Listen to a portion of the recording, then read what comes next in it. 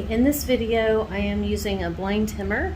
It is a Rex, and there are many blind hemmers. They're all about the same, they just have different names, but the build of the units are all about the same, at least from what I can tell online. So I've already searched the hem, and now I'm going to do the blind stitch. One thing to note with this particular machine, and I'm not sure if the others are this way as well, but make sure you do not plug it in until you're ready to use it.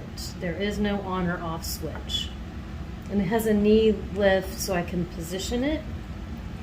And I make a couple of stitches, and on the unit it shows you which direction to do the hand wheel. This one's the reverse, so you're pushing it away from you instead of towards you.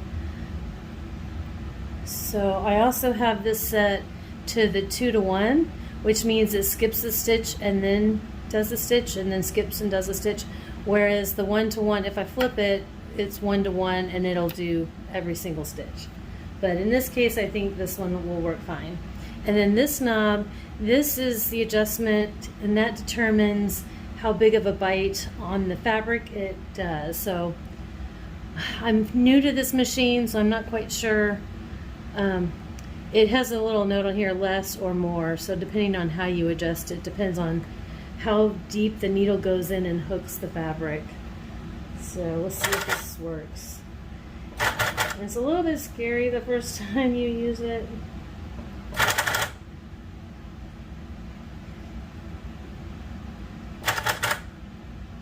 And I'm also using a blind hem thread, which is very fine. It's an 8. I tried using regular thread in this machine and it did not work.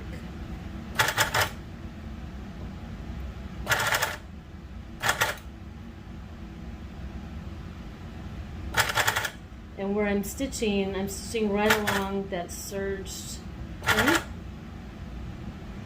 So right along this seam is where I'm doing the blind stitch.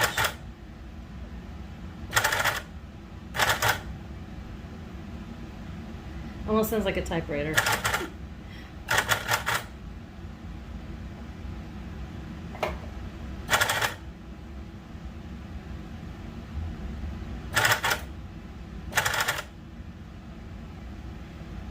Almost halfway around here.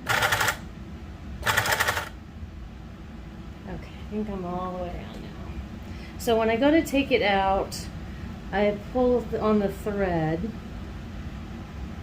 to give a little slack, and then I start to slide it out, and I try to catch it and do a stitch, and that usually loosens the loop, which it did not loosen. There it goes. And so now I have the loop, and what I want to do is when I cut the thread, I want to feed that through to tie it off. So I put the thread through the loop and pull, and that secures it. And then what I do is I'll take my needle and secure that again, just to make sure it doesn't come out. But that is the seam. Hopefully you can see it with my light. So it is all finished. I just have one more hem to do, and this will be done. Thanks for watching.